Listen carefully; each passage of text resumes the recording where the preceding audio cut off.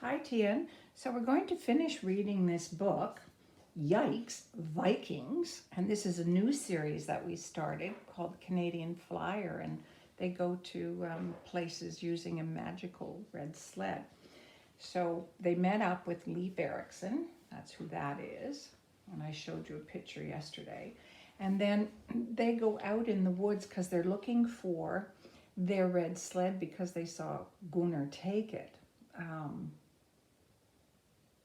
Emily saw Gunnar take it. And then they found Ty Kier, who was the cook. And he had gone out to catch a rabbit to make for dinner. And then he got lost. And Emily and Matt had been marking trees so that they'd be able to find their way back. But then they stopped doing it. So now all of them are kind of lost. So chapter 10, we'll finish this book today. Matt and Emily sat on the log beside Ty Kier. The sun beat down on their heads. For a few minutes, no one spoke. Matt wiped his brow. I'm so hot, I can't think. He took off his cap and placed it on the ground beside him. As soon as he did, a large hare hopped over and grabbed Matt's cap. Drop it, shouted Matt. But the hare scampered away with Matt's cap between its teeth. Matt jumped up and ran after it. Matt, forget about your cap, shouted Emily. You're going to get even more lost.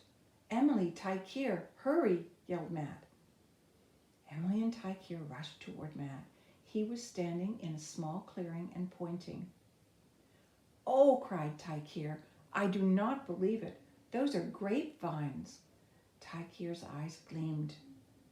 We must tell Leif and the men. They will be overjoyed. Then Ty Kier's face fell. But what if we do not find our way back, he said. Don't worry, said Matt. That big rabbit not only led me to the grapevines, but he also found our way back. I can see E6 on the tree over there, said Matt, pointing. We were walking in circles. Emily raced toward the tree. Hooray, she sang, dancing around the tree. We're not lost. Then she turned to Matt. Where's the rabbit and your cap? See the grapes on the trees there? Gone, but I don't care. That cap was a pain. It was still stinky with gull poop and seaweed. Remember the seagull pooped on his cap. Ty Kier pulled out a knife from a pouch at his waist. I will cut a vine to show Leif what we have discovered. Then we can return later and feast on grapes. Ty Kier cut a large vine. Then the three of them followed the initialed and numbered trees toward camp. Halfway back, they heard voices. A group of Vikings led by Leif were heading toward them. Children! Ty Kier, shouted Leif, embracing his friend. We were certain you were devoured by wild beasts. We have been hunting for you since daybreak. Leif turned and glared at Matt and Emily. As for you two, you were ordered to stay in camp. Do not be angry with the children, said Ty Kier. I wandered off last night to catch a hare for our meal. The children led me out of the forest and found this. Ty Kier held up the grapevine. Grapes? Exclaimed Leif. That is wonderful. Leif's face softened as he turned to Matt. You told us you heard stories about a land full of grapes. Now you have found it. Leif slapped Ty Kier and Matt on the back. I am happy you are all safe and that a dragon did not eat you. Leif winked at Emily. It couldn't, said Emily, smiling. There are no dragons in the forest. Good, said Leif. Now come, let us prepare a feast. Gunnar has caught many fish. Ty Kier, take 3 men and bring back as many grapes as you can carry to celebrate our new land. I will name it Vinland to honor this gift of the vines. Hooray, we found Vinland, said Matt when the Vikings left. But Gunnar still has the sled, said Emily. Where is he anyway? Over there, said Matt, pointing. Gunnar was dragging the sled toward the fire pit. The sled was loaded with a huge pile of fish. Gunnar let it bounce over the rocks and wood stumps. Emily cringed at the rough way he was handling the sled. He could break it if he kept loading it with heavy fish and letting it bounce all over the bumpy ground. She had to say something. The sled was their only way home. She marched over to Gunnar. "That's our sled," she said. "It is needed for fish," barked Gunnar. There he is now. He even looks crabby, doesn't he? His face grumpy. And all the fish in the sled. "But it's ours," Emily protested. "Nothing is yours here." "When will you give it back?" "I will not give it back," boomed Gunnar. "It belongs to all of us now, and I am in charge of it." Emily gulped. What could they do now? Gunnar wanted to keep the sled forever. Gunnar began unloading the fish from the sled. Emily ran over to Matt. "We have to stop him." "Why don't we help him unload the fish?" Matt whispered. "And when we're done," "And he's not looking," whispered Emily. "Exactly," said Matt. "It's our only chance." Matt and Emily ran over to Gunnar. "We can help you unload the fish," they offered, smiling. "Finally, you are behaving like true Vikings," said Gunnar. For the first time since they met him, a small smile crept up on Gunnar's face. Emily, Matt, and Gunnar unloaded salmon after salmon on the grass beside the fire pit. When they were almost done, Leif called Gunnar to help bring more wood for the fire. "The children can finish unloading the fish," he said. Gunnar followed Leif toward the edge of the forest. "Hurry," said Matt. "Let's finish before he gets back." Matt and Emily quickly transferred the last 5 fish to the grass. Then they grabbed the sled by the rope and ran. As they dashed off, Gunnar strode back with an arm full of wood. "Stop," he screamed. He dropped the wood and chased after them. "Quick, Matt, jump on the sled," shouted Emily. Matt shuddered. "The sled is so slimy." "It's slimy and stinky too," said Emily, "but we have to get out of here, fast." Emily and Matt hopped on the sled. "Sled, take us home, please," said Emily. Nothing happened. Gunnar raced toward them. He was only a few steps away from the sled. He reached out, but before he could grab Emily, a hare ran in front of him. Gunnar fell to the ground. The hare scrambled out from under his leg and scampered away. For a minute, Gunnar lay stunned on the ground. He rubbed his leg, cursing the rabbit. Then he pulled himself up and hobbled toward the sled again. "Oh no," moaned Emily. "He'll get us." "He won't," said Matt, pointing to the front of the sled. "Look." The shimmery gold words were forming at last. "You've seen new lands, you've sailed the sea, but home's the place you want to be." Matt rubbed the maple leaf 3 times quickly. The sled rose. Gunnar tried to yank it down, but all he could grab was the air. The sled soared higher and higher. Gunnar roared and cursed, but the sled turned and they couldn't see his face or hear his angry words anymore. "Whew," said Emily. "The sled flew us away just in time." "I know. Look how high we are already. And there's the ship. It looks like a toy from up here. And here comes the cloud. Matt, we're almost home." They were back. "Hooray," said Emily as the sled landed in the tower room. Emily slipped off, bent over, and touched the sled. "It isn't slimy or sticky anymore. We left the stinking slime back with Gunnar and the Vikings." "Wasn't it awesome to meet Vikings?" asked Matt, jumping off and stretching. "It was awesome meeting Leif and Tykeer," said Emily as they pushed the sled behind the dresser. "But not Gunnar. Anyway, I'm glad we're home and I don't have to eat any more fish." "I know," said Matt. "I ate more fish in Viking times than in my whole life. On our next adventure, I don't want to clean fish or eat them. I want to go somewhere where they bake blueberry muffins." "Me too. But I bet no one anywhere or anytime bakes them as well as your mom does," said Matt. "I know," said Emily, beaming. "My mom's muffins are the best. They're out of this world." So, after their adventure, Emily and Matt wanted to know more about some Vikings. So these are some of the things that they found out. Vikings told sagas, which are long stories, adventure stories about the history of their people. In the 13th century, some were written down. We know about Leif and his father, Eric the Red, from the sagas. So the sagas are stories. According to Viking law, every person had a value in money. So if you killed somebody, you had to pay his relatives, whatever he was worth.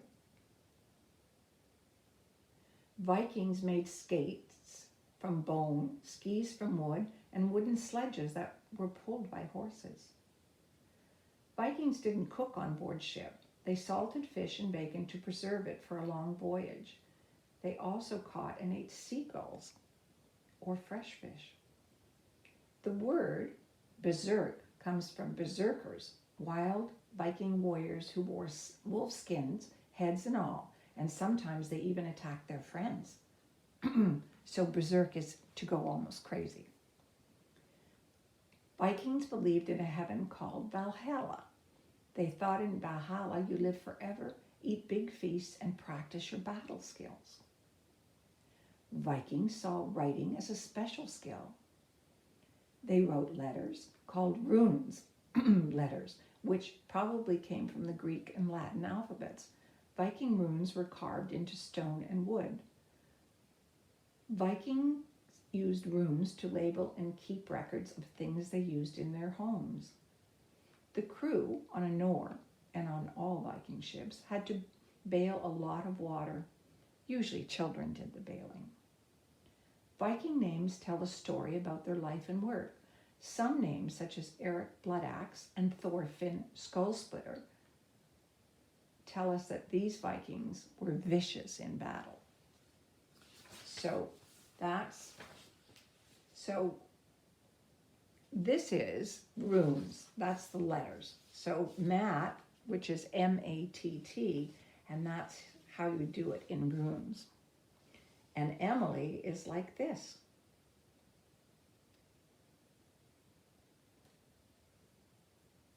So it seems like there's the same number in runes as there is in the regular alphabet when they do their names.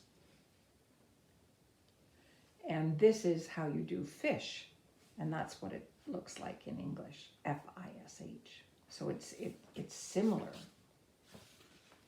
So this is some things that Emily found out about them.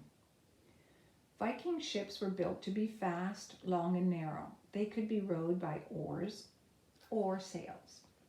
Vikings usually sailed near shore so they could sleep on land. If they stayed aboard overnight, they curled up in sleeping bags made of sheepskin. To navigate, Viking sailors paid attention to the sun, sea currents, winds, and land and sea creatures. If they had to sail at night, Vikings used the stars to guide them, especially the North Star, Polaris. You can see that. I wonder if you can see the North Star in the sky at night. Here are some words we use today that come from the Norse Viking language. Freckle, freckles on your face. Skirt, Wednesday and Thursday. No one knew much about Viking ships until the late 1800s, when ships used to bury Vikings were discovered in pits covered by mounds of dirt. Rich Vikings were buried in ships, dressed in their best clothes and with their possessions. Poor Vikings were often buried under part of a ship or in a boat-shaped grave outlined with stones. Most Vikings didn't go on sailing adventures. They stayed home and farmed or raised animals. Viking houses were usually timber, one story with a room or two for people and a spare room for animals. Vikings slept on benches. Vikings usually ate porridge and drank buttermilk for breakfast. They ate using wooden bowls and spoons. Vikings never wore helmets with curled horns. The horn idea came from a 19th century opera costume. I'll find a picture of that and show it to you.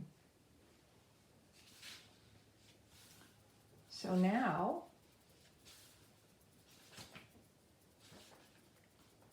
the Vikings were Norsemen, people who lived in the northern part of Europe that is now Norway, Sweden, and Denmark. The term Viking means exploring in the Norse language, and the Vikings certainly did a lot of that. They sailed to Ireland, England, Flanders, Finland, and to islands in the Baltic Sea. The Vikings sailed quite far in their fast ships. Many people think that all the Vikings did was plunder and kill the inhabitants of places they invaded. Is that true? The Vikings could be cruel when they invaded a town or city, but they were also great merchants and explorers. They were always looking for good farmlands, and some of the land they had settled, such as Greenland and Iceland, were not fertile. That means you couldn't grow crops. Where was Leif Erikson born, and why did he sail to the New World? Leif was the son of Eric the Red and was born in Iceland in the year 960. He grew up in Greenland. When he heard tales about strange new lands from Bjarni Herjolfsson, who saw the lands but never explored them, Leif brought Bjarn's ship and sailed off to find these lands. So how long did Leif and the Vikings stay in Vinland? They stayed for just a few years and then returned to Greenland. This was just an exploring expedition. They hadn't planned on staying permanently in Vinland. Did any other Vikings return to Vinland? After Leif returned to Greenland, his brother Thorvald and sister Frida's Erikdotter sailed to Vinland with people and livestock to establish a colony. They met and fought with the native people, whom they called the Skraeling, and Thorvald was killed. The Vikings then decided it was too dangerous to stay in this new land. How do we know that the Vikings landed in Vinland? In 1960, Norwegian explorer and writer Helge Ingstad arrived at a place called Lance Old Meadows in Newfoundland after hearing about the remains of an old settlement of turf huts.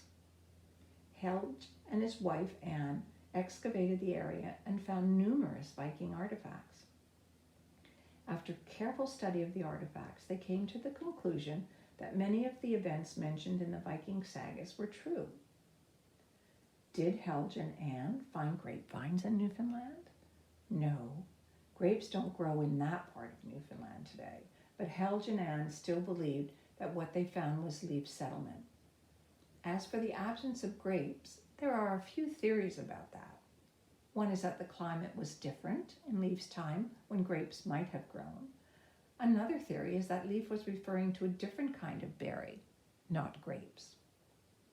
Despite this debate, there is strong evidence that Leif Erikson and the Vikings were the first Europeans to set foot in North America. The Vikings probably beat Columbus to the New World by almost 500 years.